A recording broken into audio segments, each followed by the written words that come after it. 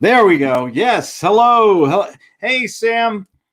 Hey, Let's hey, see here. hey. Philip. Oh, even Philip Kyle is here. All the guys are here. How are you, fellas? Sweet, good, good, good. All right. We're gonna have some fun today. Um, this poor telemarketer called me today. Oh, forgive them, Lord, for they know not what they do. And when I get a telemarketer and I can get to the computer fast enough and record it, danger, Will Robinson, danger. How you been, Sam? I'm doing good. I'm doing good.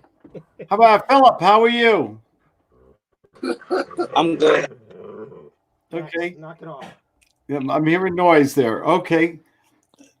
Let's turn on my chat here, comments, and okay, people will be coming on. And a lot of people, 8 people on already.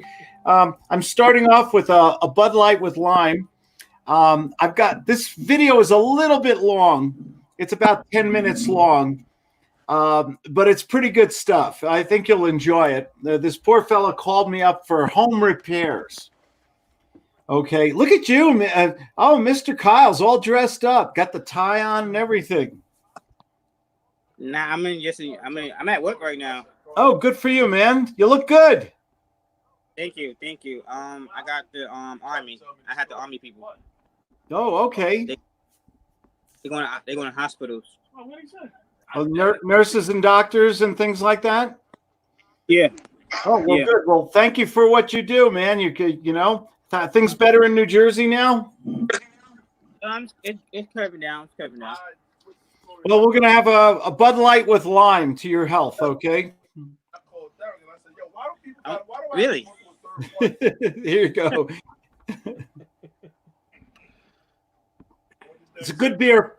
I ran 12 and a half miles today, so I've been looking forward to this all day. Oh my God. I'm gonna play this video now. I'm gonna share my screen and I'm gonna play this video. You guys watch it, you folks at home. You're gonna love this video. It's a live recording. I made it today. I did a little editing to take out his name and his email and stuff like that. But I think you'll enjoy it. And while you're watching it, I'm going to munch on my pistachio nuts and beer here and everything, and then we'll discuss it afterwards. Okay? So you'll have some fun with this. Oh, let me do the share screen here and go to my other screen. Tell me if this is okay. If you can see the screen. Yep. Good. Good. All right. A free book is, and who knows? Repair quick investment. What is Repair Quick Investments, Bill? Well, sir, give me a second. There's a police officer. It's okay. They're busy. We help people find a way to make a repair in their home. So I guess my first question for you would be is, are you a homeowner? I am, Bill, but I'm not understanding. How did we connect? How did you derive my name for home repairs?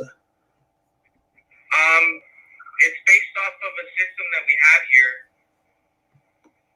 And Numbers of potential homeowners pop up. It's all speculative, based on the fact that private information can't be shared. that doesn't make any sense, Bill.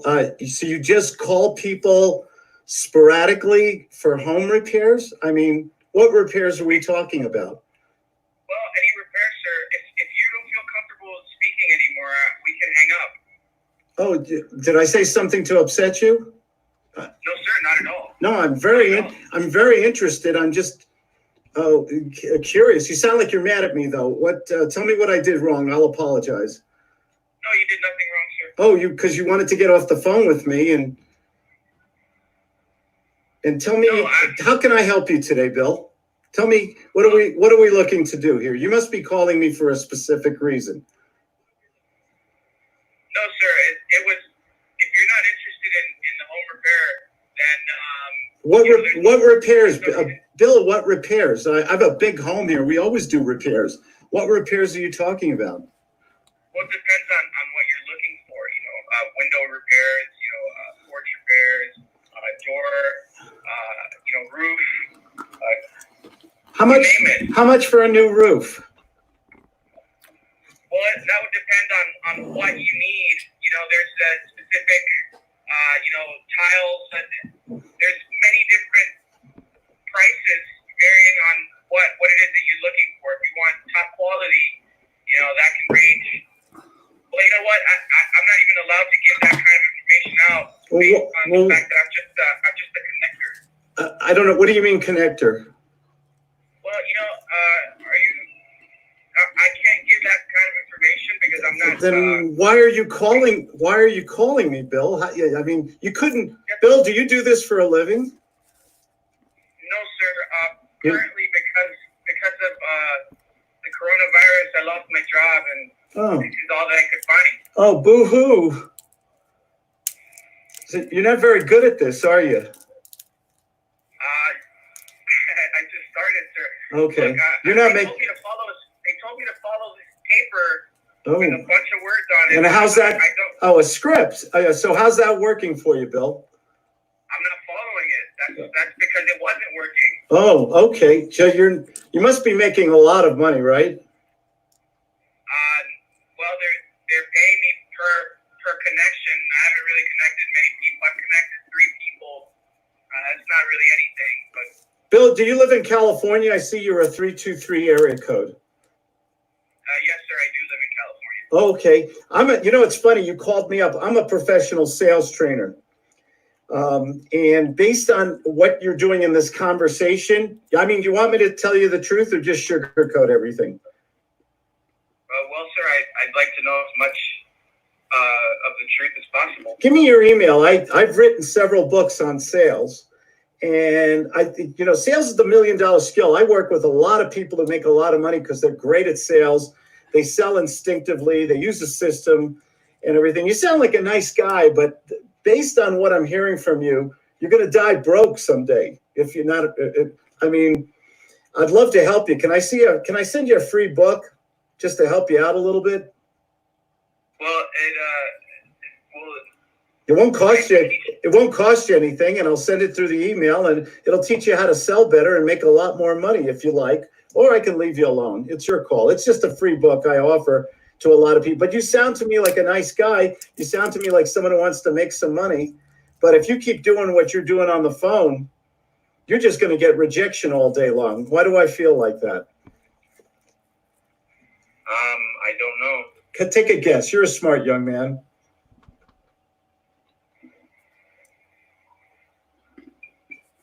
I can't think of anything, sir. You can take a guess. Why I'm not making any sales? Why you're not making any money? Why these phone calls are torturous to you? And you're going to die broke. You're going to die broke, guy, unless you learn how to sell. And I want to send you a free book. Should I do that or should I leave you alone? Well, I don't feel comfortable just giving my email out. Okay. Well, I don't feel comfortable talking to telemarketers. So I guess we're at an impasse right now, right? So now you know how the prospect feels. You call people up from a list. You don't know what you're talking about. You're uncomfortable on the phone. And you're wondering why you're not making any money. I'm trying to help you. Do yourself a favor. Do you know who I am? You called me up. You don't even have a name, do you? I know your last name is Diamond. Right. Google Claude Diamond and find out who you're talking to. And then when we get off the phone, you'll realize that not taking me up on my free book was probably the greatest financial mistake of your life. And it wouldn't have even cost you anything. You get one more chance before I go. Would you like a free book? Or should I leave you alone before I say goodbye? I guess I'll take the book. I don't want to miss out on anything. Oh, aren't you courageous? Go for it. Go ahead, Bill. What's your email? I'll send it to you right now. It'll be in your email. Read the book. And then when you're ready to learn to think, act, and sound like a millionaire, go to my webpage and schedule a free session with me. And I'll teach you how to kill on the phone and make a lot of money and have some fun. Go ahead. Well, first of all, I'd like to say my real name's not Bill. That's a pseudonym I chose. Why do you lie? Because I don't know. I feel more comfortable. Do you feel more? How do you gain credibility with people when you lie from the very beginning of a sales call? Do you think that's really ethical? not at all. I Stop. never liked it.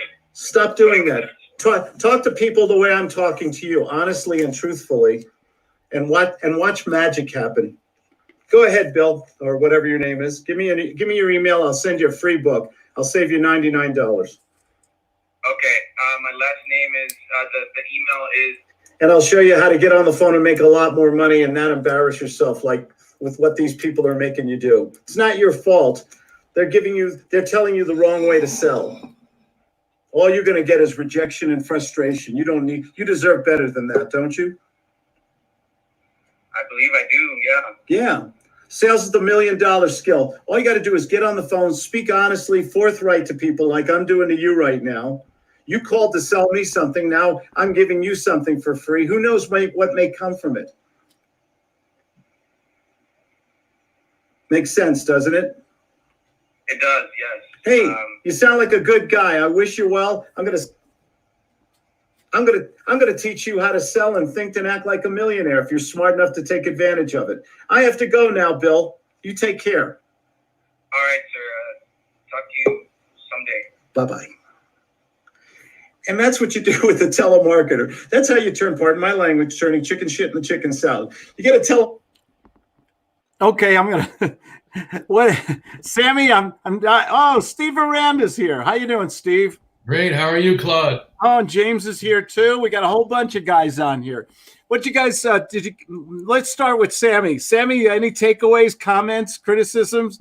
Was I nasty? Was I too nasty on that with that fella?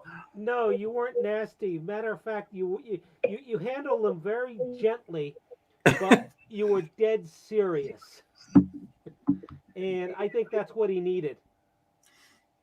Yeah, he was such a bad salesperson. It's like, I mean, he was on the phone. He called me. He was jumping around on a script for a while, and then he tried to wing it, and he didn't know what he was. I mean, I had some fun with him in the beginning, and what I really wanted to do was just turn. I love practicing. I think the best way to get great at sales is when a telemarketer calls you, torture them a little, have a little fun, turn it around a little on them. I ended up selling him. Go ahead. Go ahead there, Steve. What do you think? I wish I could have seen the whole call. I came in at the last minute here. But it sounded great from what I heard. It was a lot of when a telemarketer calls me, I'll have a lot of fun. And then the guy says, "Well, I don't want to give you my email." Well, I said, now you know how we feel when you call us up. Exactly. I want to watch that whole call again, Claude. Can you put it on YouTube or something? Yeah, it'll automatically be uploaded to YouTube, Facebook, Periscope, and there's something new I'm using. What is it called? Twitch. Oh, and Twitch and Vimeo. It'll be on all those things. I'll look for it. Oh yeah, it'll be good. I had to share that because I think the best way to get good at sales, to be comfortable on the phone, is just to talk to people, practice with them. And so when a telemarketer, this guy called me up for home repairs. I don't know how he got my number or what list, maybe just the property records or something. So I had to torture him a little, you know, and he was ready to bail on the phone. Did you see that in the very beginning? He was ready to get off the phone. He was extremely uncomfortable. And the tragedy was that they set him up for failure. These companies, they give a guy a script. They say, go out and call people. They have no idea of the psychology of sales or persuasion. If you call somebody up and you sound like a telemarketer, your rejection rate is 100%. I'm sorry, except for some lonely old person somewhere who's been homebound so long with this damn virus. You're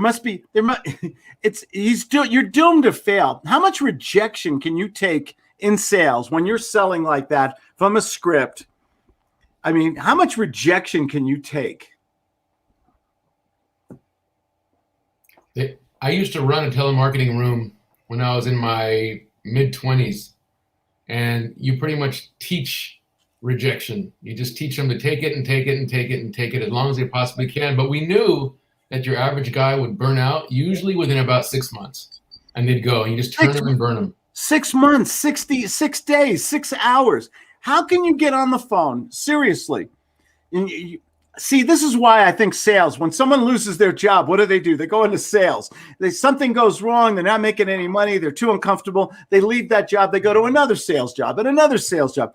But nobody, all the gurus, all the motivational speakers, all of them, they teach everything except how to feel comfortable in your own skin. And that to me is the greatest sin of all. Because with the right training, anybody can, and the right product, you got to sell something. You can't sell shit in a garbage bag. You got to sell something that you believe in, that's of value to people. I don't care if it's a product or service. I work with a lot of realtors, a lot of investors, life insurance, car salesmen, all people in all professions.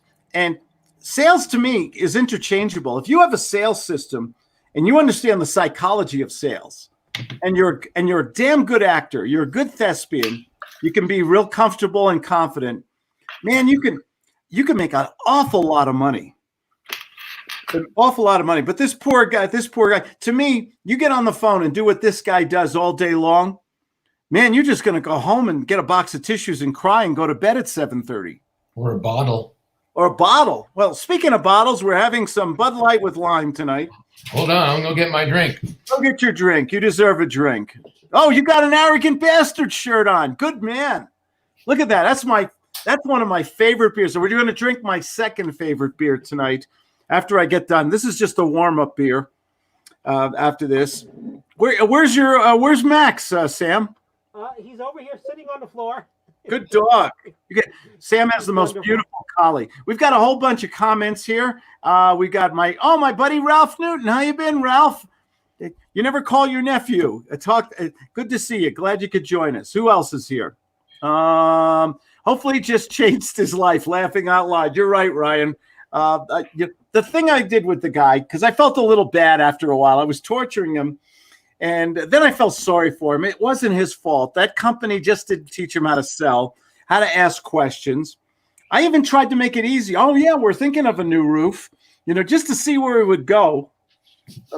I put a new roof on this house about 4 or 5 years ago, $30,000. Roofs are very expensive in Colorado. What are we drinking there? What is that, a cider? No. Oh, that's an Adam Samuel Smith. Pure organic lager beer. Oh, man. That's like a $10 beer, isn't it? Yes. That's a good beer, man. I only drink great beer. Why? Hey, listen. You know what? Life is too short to drink cheap wine or beer.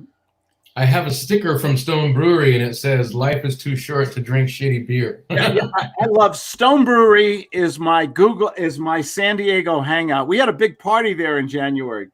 Mm-hmm. I invited all my students and everything there. What's that beer taste like? Give us a little review on that beer. Hold the bottle up one more time. That's a great looking bottle of beer. There you go. Nice label too. Look at that label. Yeah. Where's it made? It's an American beer. But it's fantastic. It is. I'm sorry. No, it's a Samuel Smith. This is a UK. It's a UK beer. Oh, okay. And it's a lager, which means that it's brewed in the traditional lager style, which means those are typically started like late in the autumn, and they let them sit. And lager is German for linger, and they sit and they age until they're ready to go. And you usually bring them out at around March and April, and they're fantastic. They're light, they're mellow, they're not hoppy at all. They're a very malty, balanced, kind of light, easy drinking beer. Really? Okay. Yeah. In this one, you taste the barley, you taste the malting of it all. Hops is very in the back. It's on the very back of the. I'm sure your beer is much better than my Bud Light with lime here right now. It probably is. I'm trying to get into my bathing suit wear and tear for the summer here.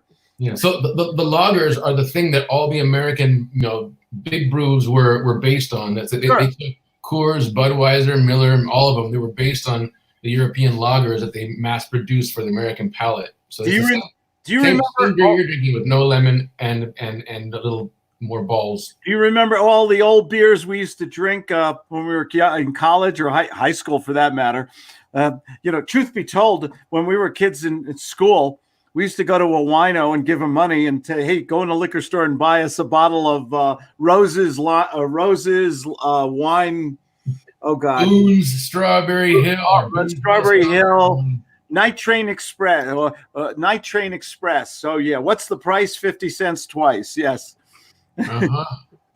All those old beers. We got a few more questions here or comments. Hi, Claude. Hi, everyone. Francisco Hernandez, my friend in Argentina, I believe. That guy just made a kind of a guts move. You can say no. You can hang up. Jay, I think I'm saying it. Jay Thompson. Hi. Thank you, Jay. Legend of Guts. Thank you, Jay. Sammy is here. Oh, look at that, Sammy! You've gotten a haircut since then, haven't you? Or do you got it tied in the back? No, I got it tied in the back. Oh, okay. The real tragedy is his employer did not set him up for success, instead setting him up to fail. Exactly. I think when you take somebody and you just throw him with a script and you throw him out there and he gets all that rejection, we're human beings. We have an ego, okay? And if we get too much rejection, what happens? What do we do when something is so uncomfortable? What do we do? What do? We go away. We go away. We procrastinate. The thing about it is, if I can take somebody and teach them a couple steps of sales and get them on the phone with that dog is so beautiful. Oh, pull that dog up a little high. Look at the face on that dog. God, that's a beauty. That's a purebred collie, isn't it? Yeah. That is a beauty. That dog loves you. Oh my God! Do you ever herd a sheep out there in upstate New York or something? No, but I think he'd have fun with it. Oh yeah, are they sheep herding dogs or collies? Really a shepherd type dog? Dogs, the work dogs. Have you ever seen what's that Irish dog that herds the cows and cattle and stuff? What do they call that dog? It's that black and white dog.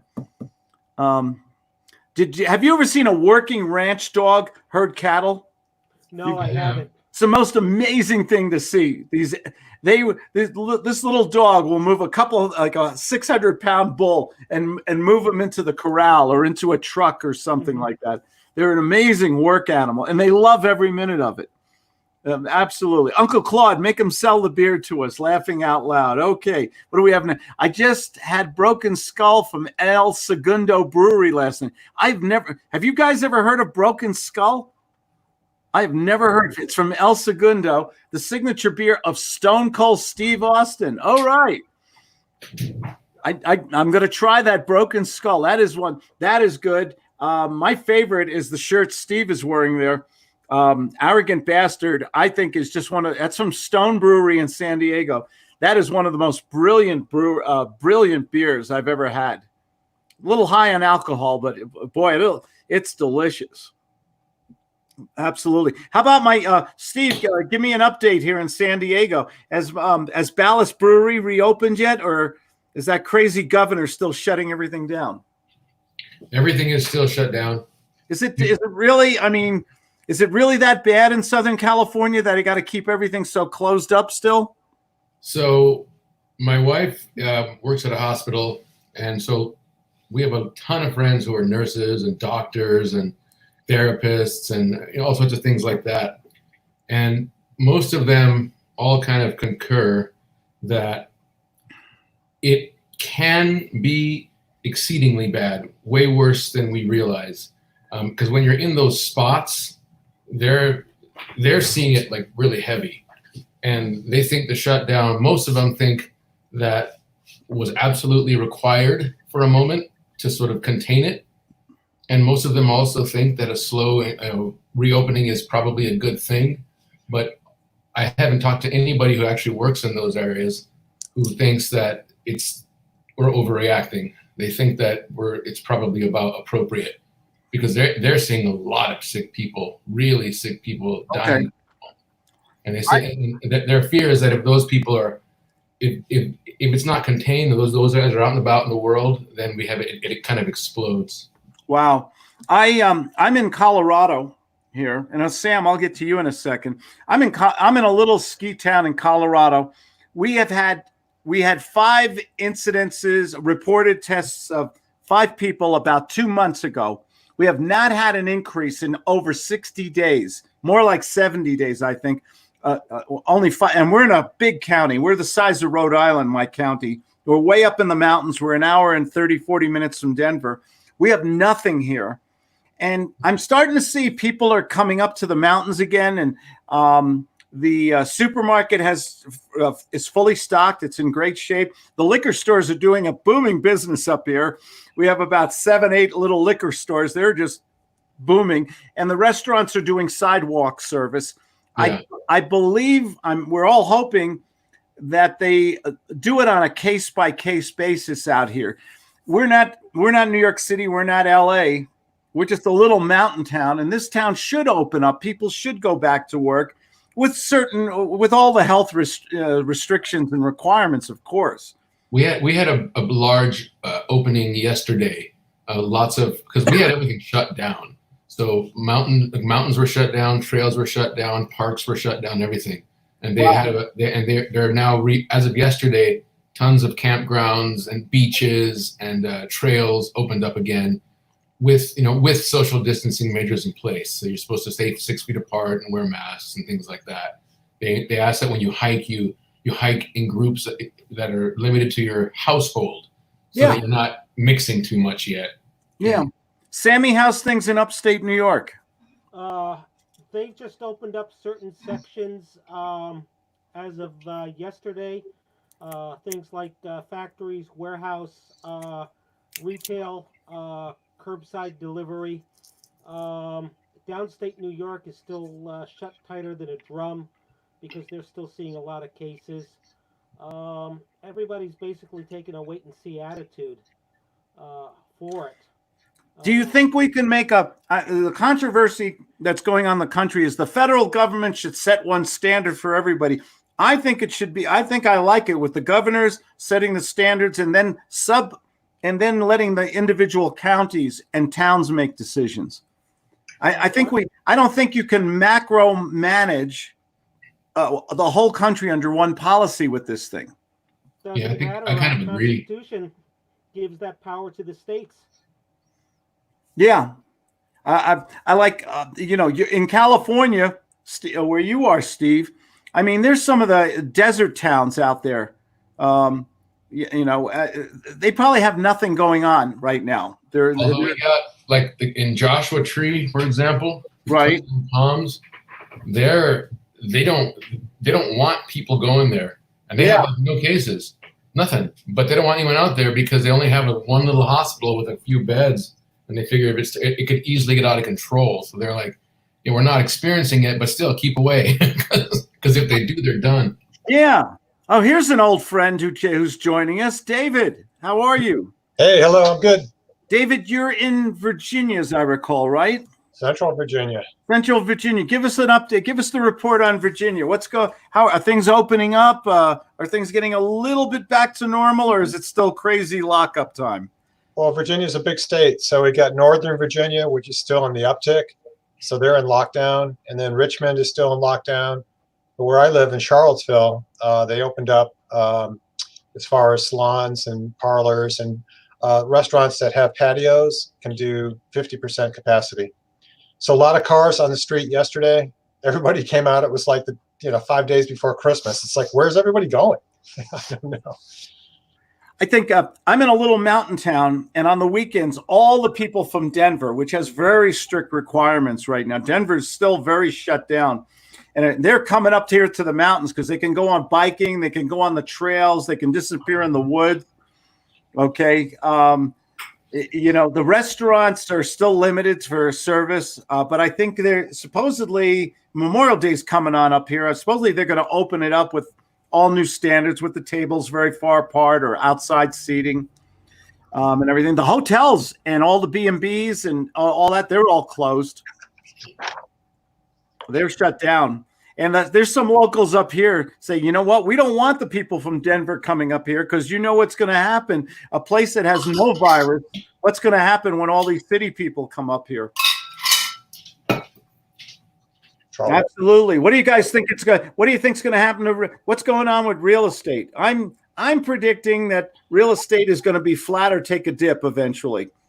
I'll tell you right now, I am astoundingly busy. I'm like crazy busy. I have Define busy. Busy what? List. You're a real estate agent and investor. Do you list? Yeah. You're selling? What? How are you busy? everything. So the market is surprisingly robust. It sort of did nothing for a moment when everything first got shut down. And I took a listing not long thereafter, and it went into 2 weeks. It was in escrow with multiple offers and a bidding war, just like nothing had ever changed. I closed an escrow a week ago, and I just finished a construction project that we've been working on for about 6 months, getting ready to put that on the market. But I've gotten so much interest on this project. I mean, I'm talking, I have like 7 people just waiting for me to finish it so they can, try and buy it. Wow. It's insane. With the low interest rates and with there's almost no inventory. Like if 6 months ago I might have gotten 30 offers, but now I got like 8 offers. But those 8 were like, they were dead serious. And usually when we get 30 offers, it's only the last 4 to 5 that are in the race anyway. So it's like the people who are there now are there because they're legitimate, they're serious, they're not playing around. Are they money people? Are we talking upper income, $1 million homes here, or what are we talking about? Let me see the last 3. So one was 800. This one is a 1.1. The one we're working on now is 1.1. The one that's just finished is like 6. So it's all across the spectrum. Because in California, like 600,000 is a pretty reasonably affordable house. 600,000 is a cardboard box behind the wall. Yeah. So like 600,000, that range, they're going crazy. But the other one that we just closed was 1.1, and that was going crazy with bidding wars and everything. So it's still pretty robust. Same thing here. Wow. Same thing here. City houses are flying off the shelf. Multiple offers. 2 days on market. I do think, what I have seen change. That's fascinating to me. I mean, you can't even show the houses, can you? Except virtually. Yeah, you have to take all these steps and have virtual and all these things. But one thing that is interesting is that when they're in escrow, the buyer's attitude is a little different now. Whereas before you were just saying take a hike and they'd be happy to have the house. Right now I'm seeing they're asking for a lot. Like they're wanting more. They're attempting to negotiate a little more, and that seems to be across the board, not just with me. I'm talking to a lot of agents, and I do think that at some point we are going to have some issues, and I think the market probably is going to take a hit, just not yet. So this is California, which is real estate in California is different from just about everywhere else. So the demand is still there in California for people in certain income brackets who have the money, have the bank connections, have the qualification. They're still in the market to buy right now. Yeah. That's fast. What about the inventory? Is it sitting longer on the market, or is it still turning over? I mean, when I left California we left California the second week in March, to come back to Colorado, and inventory was fairly low. It's probably lower now. That blows me. Even with the virus and everything else, and the stock market crazy, and the economy, and everybody's nervous and emotional right now, real estate is still selling in Southern California. Yeah. I've read an article. New York City, downstate, has seen an exodus of people. They're moving upstate. They're moving to the Hudson Valley. They're moving to Connecticut, Jersey, Long Island. They just don't want to deal with it anymore. So we're seeing a lot of movement there. Have you, Steve, another California question. Is there any talk of people leaving California? People were starting, the population and the demographics were starting to go down late last year, early this year. Are people looking more fondly towards Nevada? So California is currently at a net. California right now is at a net negative population, with the exception of new births. So we're still gaining population, but only because of new births. Our migration, our exit is higher. So at this point, if it weren't for new births, we'd be dwindling in census. I heard Arizona is booming with Californians going there. Idaho, Arizona, Nevada. Nevada, I mean, Texas. they're going out in droves. Yes. Oh, And, yeah. Musk is talking about moving his factory to Texas. mhm. Yeah. What's the word? Tesla. Is Tesla? Elon Musk was. He was getting a little pissed off at the state, at the county he was in. They wouldn't let him open, so he said, "F you, I'm going to open it up anyway." I love that. I love that attitude. By the way, I love a guy who does this to the to government, and he says, "Hey, I got 30,000 people here who want to work." That's what it took for him to reverse the decision and allow him to open. Do you truly believe that Tesla would go to Texas? I think the guy is arrogant enough to say, "Okay, goodbye."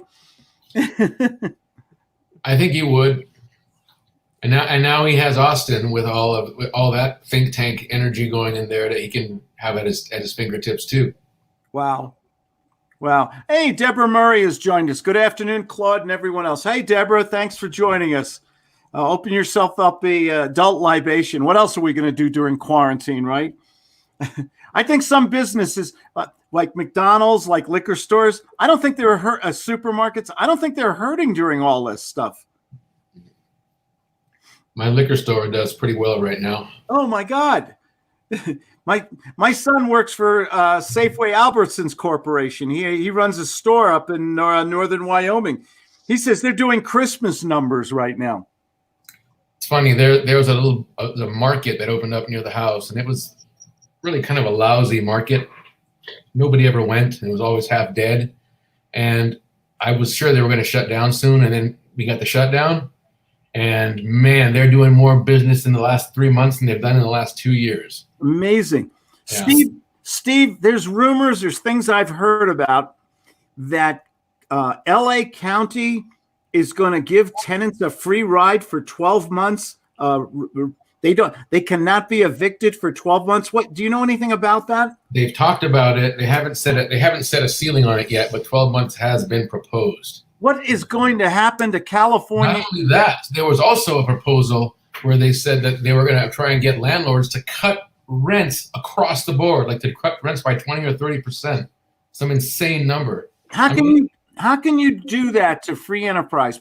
People who've worked hard, spent their life savings, bought a property or an apartment building, fixed it up. They're trying to make a living. These little mom and pops on these duplexes and things. How are they going to survive if they can't collect rent?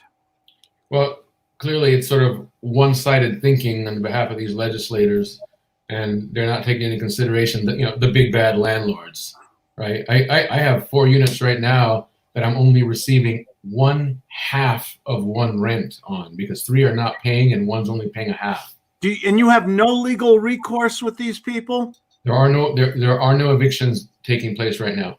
What is going to happen when this is all done? This eventually will end. We will come out of this thing. But if I was an investor now in California and I owned a couple small apartment buildings and the government is telling me that I can't evict people, I can't do anything, and they're not paying me rent, they're going to be forgiven. I'm thinking I'm going to sell my property and move to New Mexico or Colorado or something. My sister just did that. My parents are thinking about doing the same thing. How is California going to survive if they do everything they can to chase investors out of that state? Beats me. Is there any, are people going, what are people saying to their legislature? How can you do this to us? You're going to bankrupt us. And then the bank isn't getting the money payments on the mortgage. What's the foreclosure rate going to look like on a lot of these properties? I think it's going to be pretty high. There are a lot of people not paying mortgages. There are a lot of people not qualifying for mortgages right now because of all the furloughing. And in fact, I don't know if any of you guys, most of you probably pay attention to the mortgage markets right now. But because of the turmoil in the mortgage markets, on the secondary markets in particular, lenders aren't wanting to lend, so they've been pretty scrutinizing about their files. And for good reason, because I get people calling me saying, we're going to refinance and we're going to stop making our payments because they're telling you right up front, we're going to stop making our payments because they can't foreclose on us right now. We're going to take a leave, and it's just there'll be a lot of foreclosures, I believe, when all this is said and done. I think over the next year or so, investors are going to be selling their properties and moving, or liquidating their investments there, because this is scaring the hell out of investors, that the government is interfering with free enterprise, pandemic or not.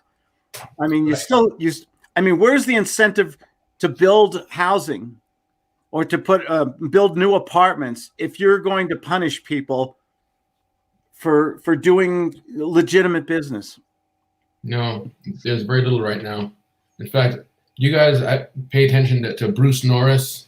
Sure, I know Bruce. Yeah, so Bruce bought my lease purchase package. There you go. Yeah, Bruce is a good guy. Yeah, and a very smart guy who pays. What did he say? I'm dying to know.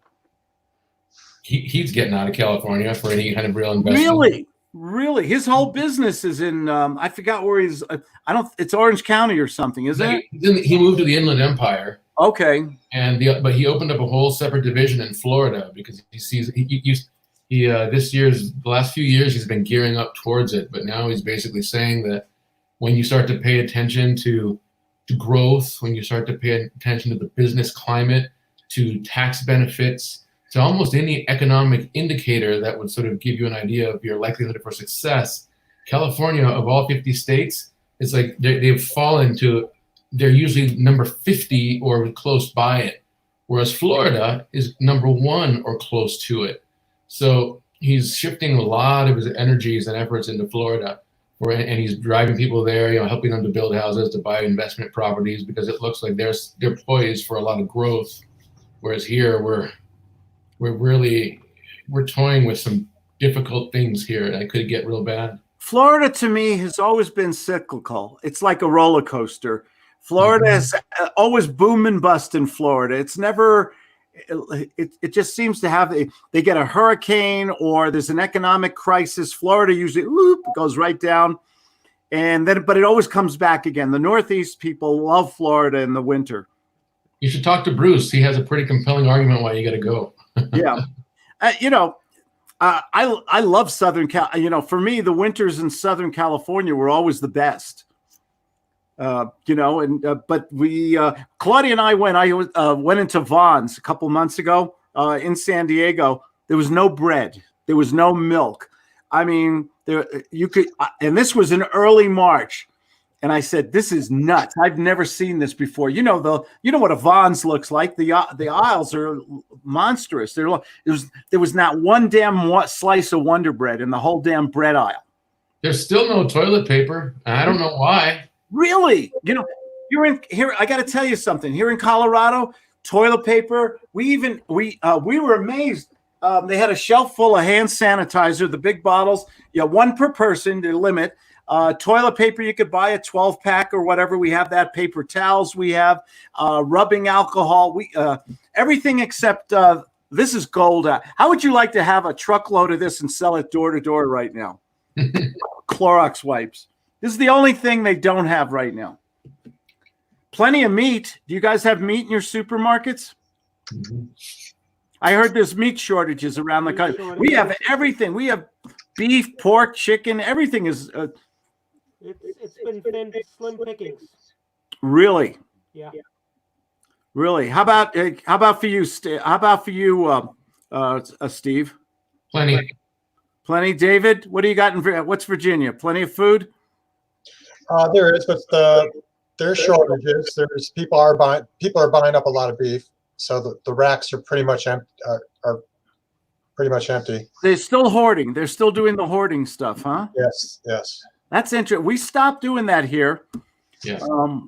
They set up senior days where only seniors could shop early in the morning. Yeah, we did that. I'm really amazed. We've got Safeway up. I mean, I'm up here in a little bitty town here. It's like Borrego Springs. I'd be the California equivalent.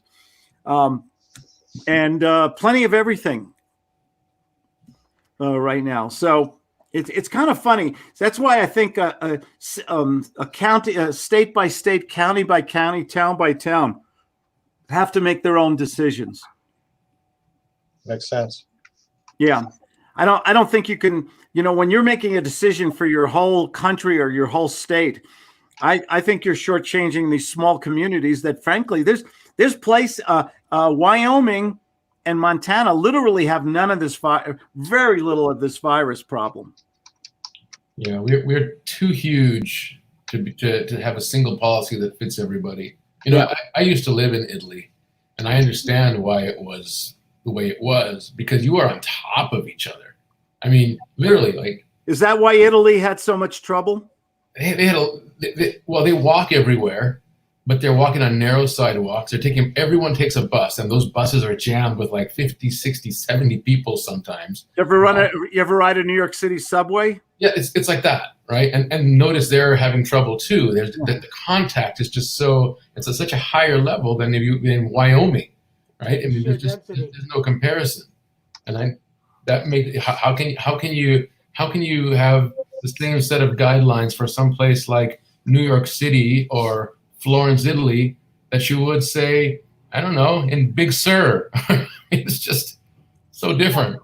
Absolutely. We've got some comments here I want to acknowledge. Deborah Murray says, hello, Ryan. Social Experiments says, hi, Claude. Tesla got tremendous subsidies from the government. Hey, I think subsidies from the government is a smart thing. I could not believe New York City lost to Amazon because Amazon asked for subsidies and there was a backlash. Whatever you give them, you're going to get 10 times back from all the new jobs you're creating and all the taxes and sales taxes, and all the things people are going to buy. That to me is just good economics. I want some government subsidies. Oh, yeah. Why not? Didn't you get your little subsidy check? I didn't. I didn't even apply for it. I got nothing. I don't want anything. I got nothing. I don't want a darn thing. Sean Osby says 12 months, no eviction is in the congressional Democratic stimulus bill passed yesterday. Oh, wow. Man. Wow. Great. I think that's just going to chase out all capital investment in Southern California if they do that. Ugh. When government starts interfering with free enterprise, it's not a good thing. I didn't realize it passed. Wow. I'm pretty sure Sean is talking about California there. No, Sean's in Omaha. That's the bill that just went through the House yesterday. Yeah. America is far too large for a federal decision. I agree. I think we have the rural areas are not, although some of the rural areas now where people are traveling to, they're starting to see an uptick in people exposed to the virus. Absolutely. We're going to get through this thing. One thing I know about America, we're able to adapt better than any other country. I don't think. Do you think? Well, Sweden did the all or nothing, didn't they? I've heard. Yeah. Sweden has basically just opened up the whole country. Is it Connecticut, Sammy? Didn't the governor just open everything up in Connecticut? I thought I heard about that. People can open up the restaurants and things like that now. I can't think which one it was, but one of them recently just started opening up. And in Pennsylvania, they've had a whole bunch of counties revolt and decide to open up. I'm going to get another beer, but I'm going to start you off. What do you guys think of these revolts in different areas where people are do you think it's cabin fever? Do you think they're so sick of they're so emotional and people are outside protesting now about opening up parks and restaurants and things like that. What do you guys talk about that for a minute while I get another beer? Hey, Claude, my phone has rung like 5 times and I got to get off, but it was great to catch up for a moment. Well, thanks for joining us. You're a wealth of information, man. Thank you. I'll talk to you soon. I owe you a beer. I'll always take that. All right. Sammy, All right. Sammy, take over for 45 seconds. I need another brewski. Okie dokie. Who else do we have with us here? David's here. Hey, David, what are you seeing out there? Yeah, I gave you my recap. We opened up slowly here in Central Virginia, but not only is there not a national plan, but there's the governor has to make decisions locally in the state. So Northern Virginia is in lockdown because it's so dense, and the capital, Richmond, is still in lockdown. But the other areas can now have relaxed quite a Yeah, bit. I'm kind of in agreement with Claude. I think it should be county by county, and each area make adjustments based on their own needs and situations versus one standard for everybody. Absolutely. Edward Porter says, I think that's worldwide. Sean, my friend Sean says, no, that's House of Representatives, so it'll be federal law if it passes. Oh my gosh, I didn't know that. And by the way, I'm drinking one of the 10 greatest beers ever made. It's a Colorado beer. It's from the Oscar Blues Brewery. It's called Dale's Pale Ale. This is one of the hoppiest, strongest pale ales here. It's a marvelous beer, by the way. Do you like beer, David? I'm kombucha now. Hey, we got Rabbi Rob here. Good morning. Hello there. Can I buy you a beer? I'm with the gentleman to my right. I'm doing kombucha today. Kombucha. Tell me about. I don't get kombucha. It's fermented tea, as I recall, right? Kind of, sort of, yes. That is a probiotic drink, right? Yes. All the breweries are making that now. It's very popular with the kids. Yeah. Yep, that's what I've heard. How do you get past the damn smell?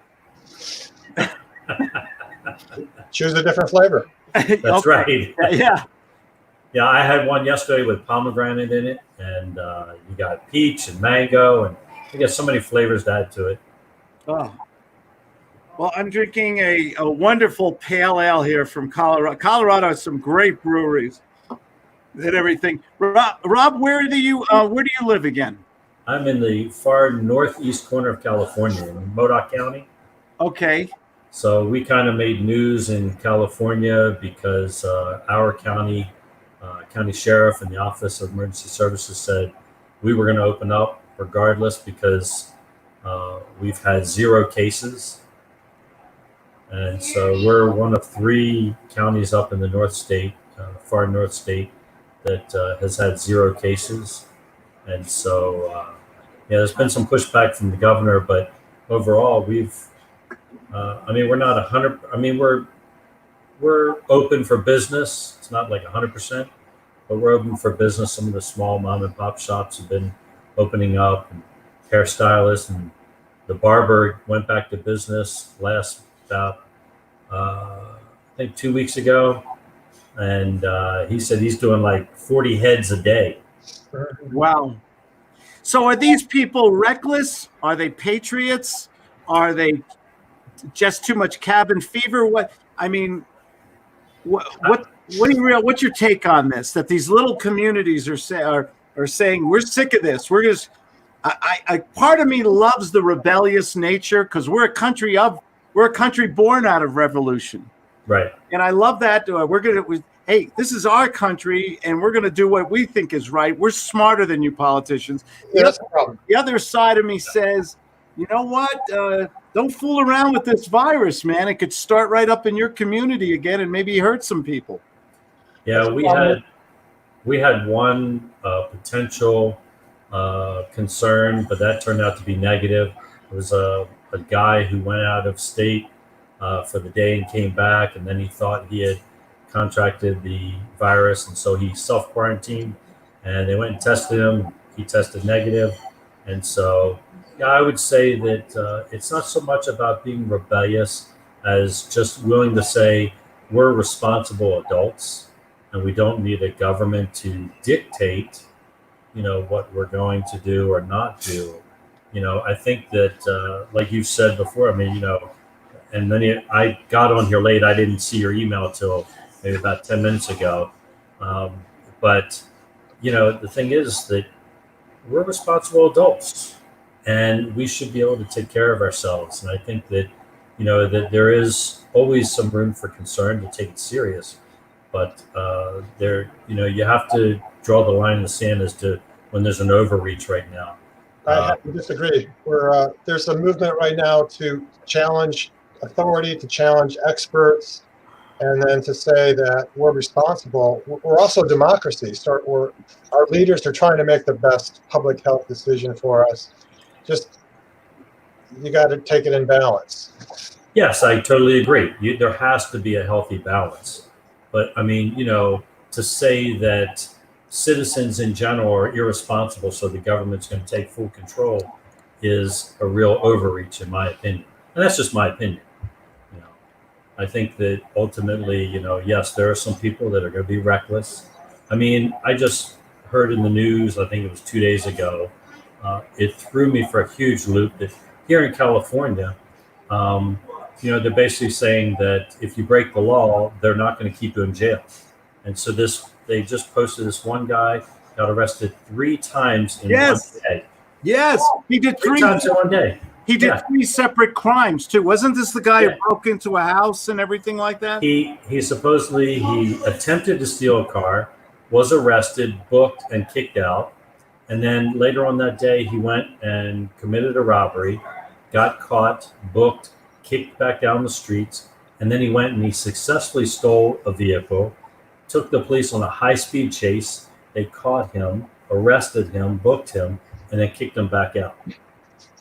Isn't that California crazy stuff? It doesn't make sense. People in the Midwest and in normal places in Southwest, and they hear stories like this. They can't believe it. It doesn't make any sense. It doesn't. It really doesn't. And the thing is, somebody was just sharing with me yesterday about how it doesn't make sense that they're kicking out all these serious criminals and offenders and sex offenders out of the jails, and yet now they're throwing people in jail for having their business open, taking a walk in the park. Yeah, taking a walk in the park, going out into the ocean, things like that. It's ludicrous. It's backwards. And to me, I can't comprehend the thought process of the judges and the lawyers. It makes no sense. One of the things I teach in sales is that people make immediate business decisions emotionally. They only justify them later intellectually or ratify them. I think someone's got some background noise. Ooh, what is that? Okay. Can you guys hear me? Yep. Okay. I think everybody is in such a high emotional state right now. They're not always making the best. We don't always make the best decisions when we're under pressure. No one's ever experienced anything like this in their lifetime unless they lived through the Spanish flu in 1918. I think everybody's scared of not only of their physical health, but of the economics right now. I try to be very empathetic. My business is doing very well right now, and I'm very grateful for it. I don't know why it's doing very well. Maybe people are just on the internet more or something. But I try to remember that there's a lot of people right now living in an apartment, can't pay rent, don't have enough money for food, waiting for their stimulus check whenever it comes. And I think, what I'm hoping is that this thing somehow settles down for a while. I'm worried about crime rate going up eventually in the big cities, things like that. Have you guys seen, what you just said, Rob, about, can you imagine what it's like for the police to arrest somebody and then the governor or the legislature orders them to release them? How crazy is that? I could only imagine the police just sitting in their patrol cars saying, next, hey, go get this criminal. Next, why should I go chase him? How soon before the inmates are running the asylum? I don't understand about releasing criminals in there. I mean, your job is to protect people, decent, hardworking people, families who make the whole system work. Yeah, and that's they basically put the police departments in their own handcuffs. That's just California, you love it or you hate it. There's no gray, right? I love California. I've lived there 32 years. I love the weather. I love the people. But but I never discuss politics at a dinner party. And where are you living now? Not in California. We're in Winter Park, Colorado. Yeah, exactly. Okay. I mean, we left here how many weeks ago, sweetie? Yeah, March 14th. Yeah, 22nd of March. And I just said, you know what? We don't want to be in a big city right now with this stuff going on. I was worried they were going to close the borders, that you couldn't go from California through Nevada and Arizona and Utah. That was my biggest fear. Yeah, and it looked like they were going to do that, but yeah. So we got out of here, and we're in a small town here, and I work from home anyway. So, and once a week we go to the supermarket. Isn't it amazing? Going to the supermarket once a week is the height of your social life. yes. Well, and I go more than once a week. We've been really good little hibernators here. We go once a week. We go early in the morning when nobody's in the store. We wear our face mask. Last thing, I go to the supermarket and I see all the employees wearing face masks, rubber gloves, goggles in some cases. And most of the customers in the store do the same thing, face masks. But every now and then you get one or two people up here in the mountains who, I don't know if it's rebellion or what. They wear nothing and they walk into the store with nothing on. What's that about? I'll tell you, it's, we're in a town of 2,600 people, and we have 3 grocery stores. One's a mom and pop. One is a large chain for California, which is Grocery Outlet. And then there's another one, which is more of a, I think, a North State chain, which is called Holiday Market. And only one store has their employees out of the 3 markets. Only one has their employees have the option of wearing masks and gloves. Well, here in Colorado, I believe they're required because all the employees, and they have these giant signs. Please put on your face mask. It's not law here, but the big sign saying, please put on your face mask. And I just see it as a cultural shift. I don't want to hurt anybody, or I want to show respect to these people who are working. Sure. I just see it as just common sense and cultural respect. So I think that it's, there's been so much, I don't know the truth necessarily when it comes to the face masks. Some are saying these cloth masks are more detrimental to you than they are to the public. Yeah. And so, if we're supposed to wear a specific mask, then it should be mass produced and provided for all of us, even if we have to pay for it. I would rather get a box of masks than the subsidy check if it means, that's what's going to make me healthy. Yeah. I've got to go, guys. It's din time here and everything. Well, that's a good question. Yeah. What's that? It says, what is your take on gold and silver investing? I'm not big into that. I can't advise on that. You guys have a quick thought on that? It's not. I was listening to Robert Kiyosaki just 2 days ago. Yeah. And he was talking about how, he can't tell you what to do, but he suggested that gold and silver were good investments.